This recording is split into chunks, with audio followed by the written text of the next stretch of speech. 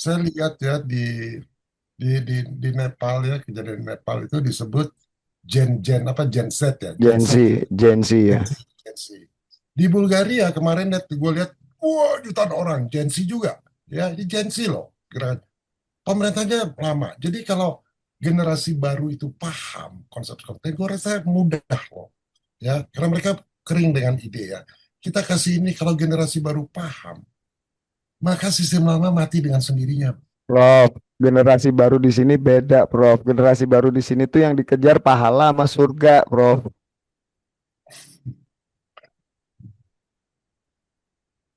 Bisa kita rangsang.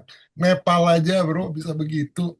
Nepal kan spirit lebih ke mereka kan nggak konsep ketuhanannya kan nggak kayak gitu, beda.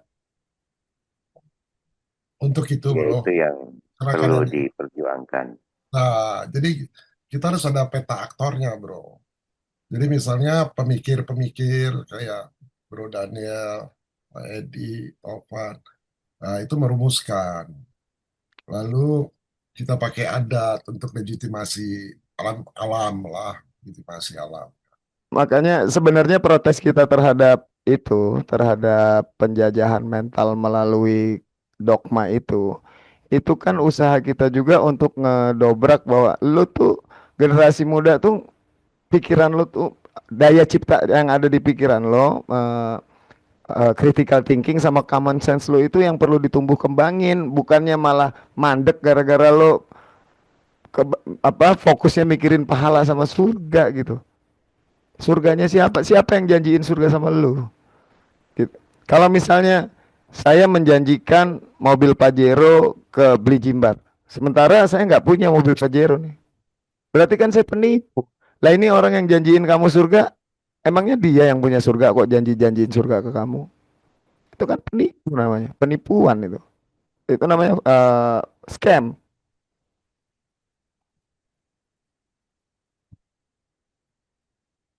Jadi memang Bro Tovan kan udah bikin itu tuh dia.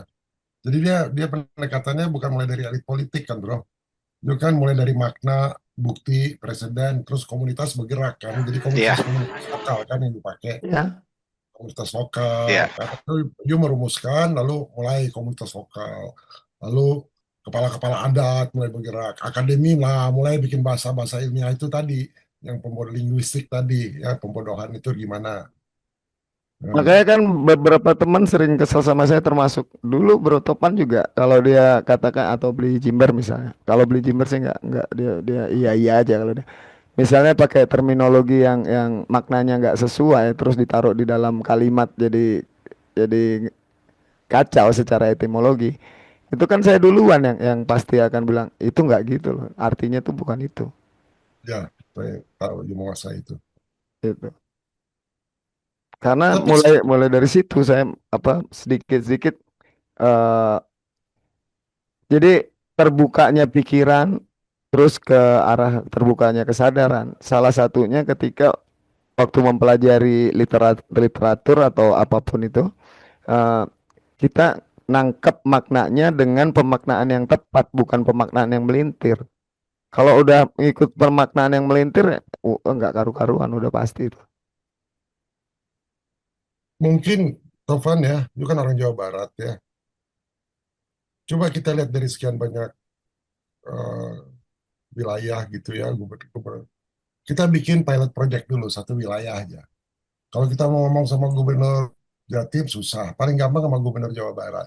Ya, Coba betul. yuk bikin blueprint ya gebrakan guardian ekonomi di Jawa Barat ya, yang konkret bisa dieksekusi dan gradual, karena dia kan di situ. Nah, kenapa kita pilih Jawa Barat? Pertama gubernurnya udah gitu ya. Nah, Jawa Barat tuh ideal karena dia penduduknya kan padat, 50 juta ya penduduknya ya. Nah, Iya, dia 45, kenapa 50 juta. karena penduduknya padat, bro. Jadi tekanan ekologisnya kan nyata. Ada tekanan ekologis di situ. Makanya si Deddy itu kayak, wah, karena dia tahu ada tekanan ekologis. Terus kalau kita lihat ya, hulu hulu sungainya itu Citarum, Cisadane, apalagi itu, Citarum, Cisadane, Cimanuk, Ciliwung. kan hulu sungai nasional, bro. Hulu sungai nasional loh. Lalu adatnya kuat, adat Sunda. Kemarin Ada siapa Resmob itu yang maki-maki Sunda, wah, ya ada Baduy, ada Kasepuhan. Lalu dia dekat sama kekuasaan nasional, ya, dekat sama pusat Jawa Barat. Si dedinya sendiri Gerindra, gitu ya. Dan di Jawa Barat, bro, itu kan krisis air, sampah, banjir, urgensinya tinggi, loh. Jadi kalau bukan demokrasi ekonomi ya, kalau Guardian ekonomi itu berhasil dijabar, gue yakin Indonesia ikut, bro. Ayu kan punya akses ke sana. Ada rencana Prof ketemuan kita nanti Januarian mungkin. Nah, kalau mau kita bikinin deh, gue bantu bikinnya. Boleh boleh. Jadi kita bikin zona pilot gitu ya, misalnya Hulu Das Citarum gitu, misalnya ya. Kenapa? Alasannya kan dia simbol krisis nasional. Dan si Dedi pasti mau, karena dia juga punya ambisi kan ya. Lalu udah banyak ya di Das Citarum itu, sejak gua di Papenas dulu, udah banyak intervensi gagal terus, bro. Nah, ini bisa diperbaiki. Lalu di sana ada apa? Komunitas adatnya kuat, sama desa hutannya kuat, bro. Benar nggak? Jadi dampaknya Iya, tuh lagi, dampaknya iya lagi. karena masih masih banyak juga masyarakat adatnya Prof. Mm-mm. Kayak di Ciptagelar, Kampung Naga, Ah, Karekes Baduy lah gitu kan. Itu masih lumayan lah ngejaga alamnya gitu. Bisa bisa itu bisa di. ya, misalnya Citarum sebagai eh, kita lihatnya kan sebagai sumber kehidupan, entitas hidup misalnya Citarum sebagai itu. Nah, jadi kita mengubah cara hukum melihat sungai itu gimana gitu. Melihat sungai itu jangan bukan jadi Citarum itu entitas kehidupan. Jadi kan menganggap gitu kan, hidup tuh dia bilang, kehidupan. Kalau lu kasih itu bro, PPN ke dia, wah dia akan sambut lo. Iya iya. Harus ada namanya, kan pemerintah itu wali ya. Usulin ke Dedi, dia kan bilang, saya angkat anak-anak ini, saya bayar. Jangan gitu. Bentuk bentuk wali bro, wali sungai, wali gunung, Nah, wali benar. hutan. Betul nggak? Ya, ambil orang-orangnya dari Pemda, tokoh adat, ilmuwan, lalu perwakilan dari warga setempat. Nah, bikin wali bro. Kan dia nggak melanggar undang-undang dasar, karena kan turunan dari pasal 33 itu. Dan presiden internasionalnya ada dari pasalnya. Nah, itu bisa jadi hukum nasional nantinya, bro. Lulusin itu deh, bro. Misalnya Guardian Ekonomi eh, Hulu Citarum. Nah, dia harus buktikan ekonomi penjagaan, Guardian Ekonomi itu menghasilkan uang. Jadi petani hulu yang ada di hulu, dia kan bayar tuh, bro. Pindah. Jadi petani yang ada di hulu itu dibayar sebagai penjaga air. Ya. Jadi skemanya dari kota dan industri hilir harus ada iuran air. Dananya untuk siapa? Untuk petani, penjaga hutan sama sawah. Hutannya hidup lagi, sawahnya hidup lagi. Payment for water guardianship. Wah, keren ya. Jadi bukan subsidi, bro, tapi pembayaran jasa ekologi. Dia kan bayar tuh dari APBN, bro. Orang-orang itu kan. Kalau gitu dibayar, outputnya apa? Pendapatan desa naik, bro. Erosi sama banjir turun, air bersih stabil. Gue bantu deh, bro. Nanti gue bikinin. Boleh boleh boleh Prof. Siap. Nah, kalau di Jawa Barat, kita ambil pilot project ya. Untuk sosial budayanya gimana? Kan untuk sosial budayanya, adat itu eh, ditangkat wali gitu, adat sebagai penjaga di hulu. Gitu. Jadi bagaimana mengembalikan kosmologi Sunda sebagai sistem kehidupan. Keren nggak tuh bro? Bukan hanya Iya Pancasila ya. aja. Hah? Dulu juga Tri Utami kan sempat masukin ke kurikulum pendidikan di Purwakarta tentang Pancaniti kalau nggak salah. Itu. Itu kan dari Niti Harti, maksudnya meniti artinya, meniti surti itu pemahaman mendalam, terus meniti buktinya, Eh, dibuktikan dulu, baru meniti baktinya. Setelah baktinya berhasil, ya itu akan jadi satu ilmu yang sejati gitu, niti sejatinya. ya. gitu. Itu Pancaniti. kesepuhan Sunda itu diakui ya? Diakui nggak? Oh, Kesepuhan. diakui di Jawa Barat ada Kalau gitu, 13 kampung adat kalau nggak salah.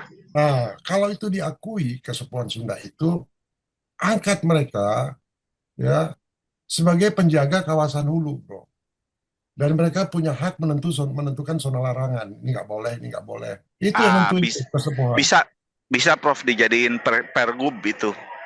Hmm, jadi dia bisa melegalkannya. Ini hutan larangan.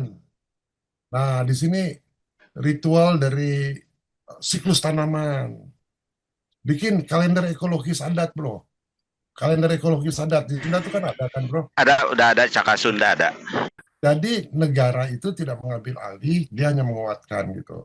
Nah, kalau itu begitu, bro, outputnya apa? Konflik lahan pasti turun. Biaya Dia pengawasan negara pasti turun. ya setuju.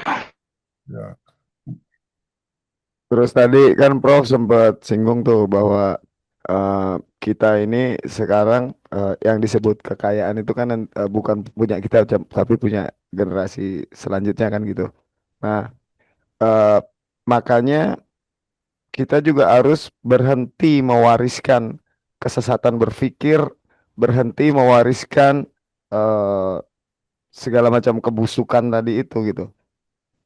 Makanya sekarang mumpung kita masih hidup, kita wariskan pengetahuan yang benar, vidya gitu. Kalau yang selama ini diwariskan turun temurun selama ratusan tahun kan avidya tuh, yang justru bikin pikiran makin melenceng gitu.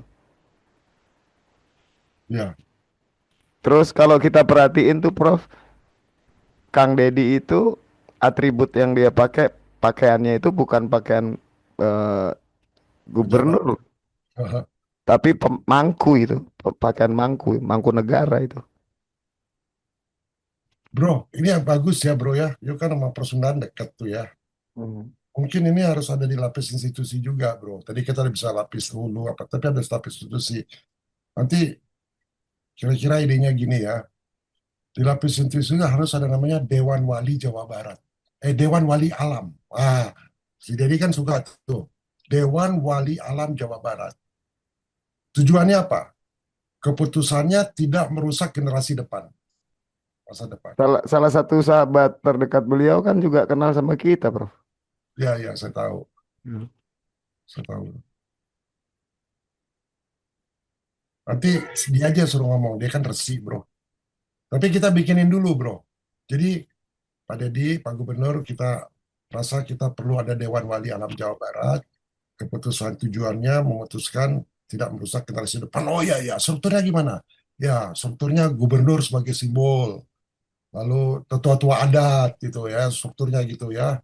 Ada ahli ekologi, ada ekonomi-ekonomi yang bukan ekonomi kayak Sri Mulyani, tapi yang regeneratif, wakil dari generasi muda gitu, bro.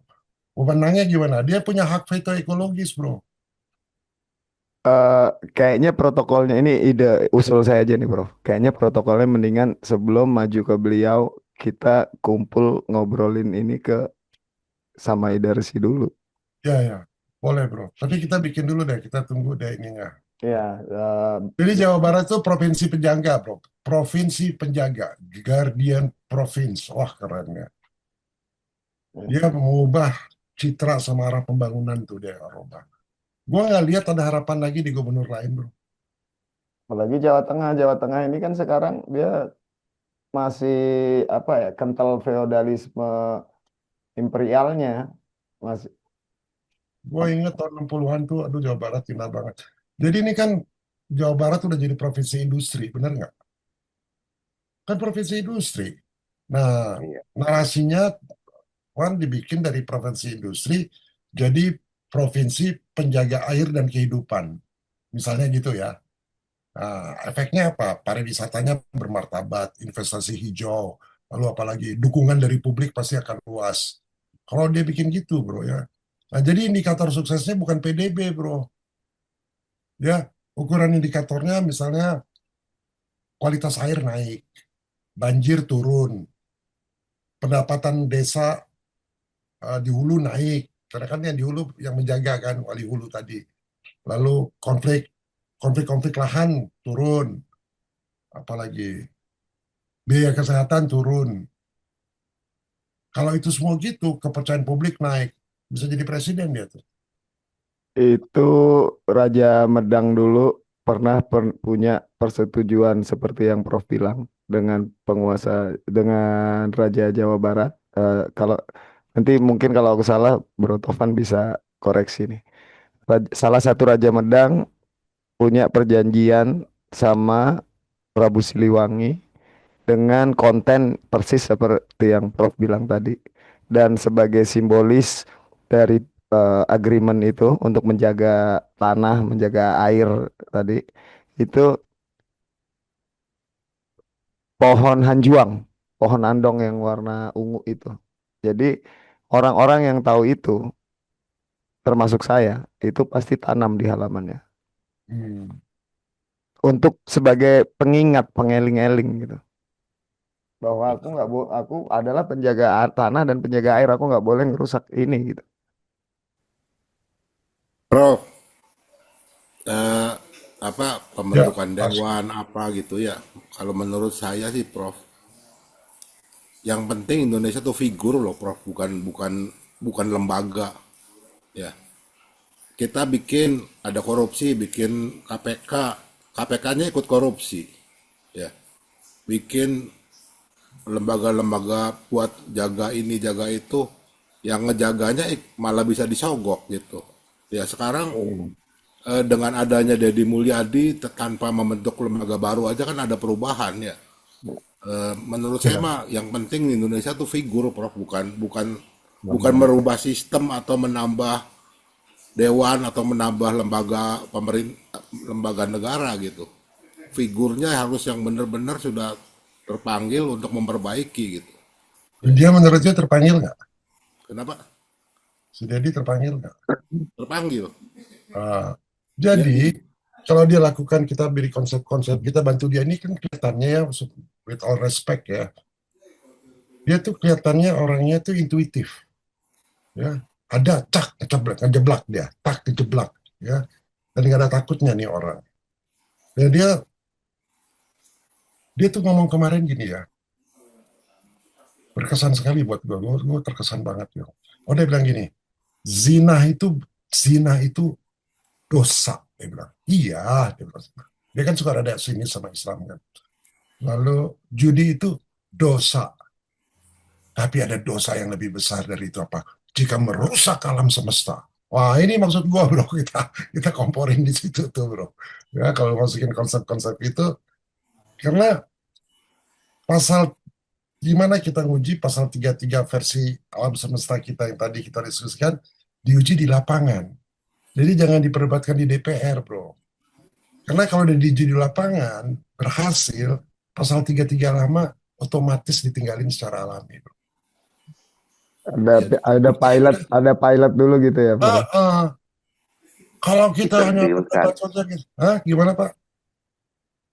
dikerdilkan Jangan mulai malah. dari Jakarta, jangan mulai dari undang-undang nasional, mulai dari Jawa Barat Ya, aja. ya Ya, mulai dari sel think tank ini kan juga bisa. kita bayangkan, Prof, ya kalau kepala BPN, menteri kehutanan gitu, apa kesadarannya selevel Deddy Mulyadi, waduh. Iya. Nggak usah, biasanya bangsa yang suka perang itu adalah bangsa yang di tanahnya kering. Dia mencari sumber energi, dia mencari sumber pertanian. Kita mengesagala ayak, makanya gaya hidupnya si Kabayan. Kenapa gaya hidup si Kabayan? Bari ngagerek ceri ge nuna bubuk menang lauk. Sederhana.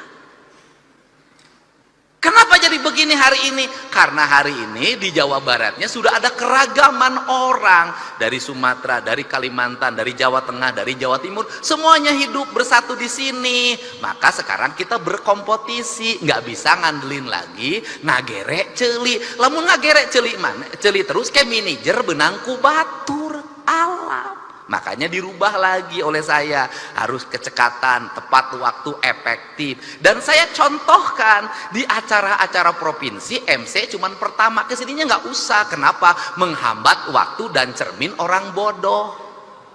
Kenapa cering orman bodoh? Itu jadi gubernur yang nggak ngerti apa-apa. Diukoe ditita, maju ke depan pidato aja disuruh. Yang terhormat Bapak Guru, kami persilahkan. Manja kudu persilahkan, ambil kesempatan, jangan nunggu dipersilahkan.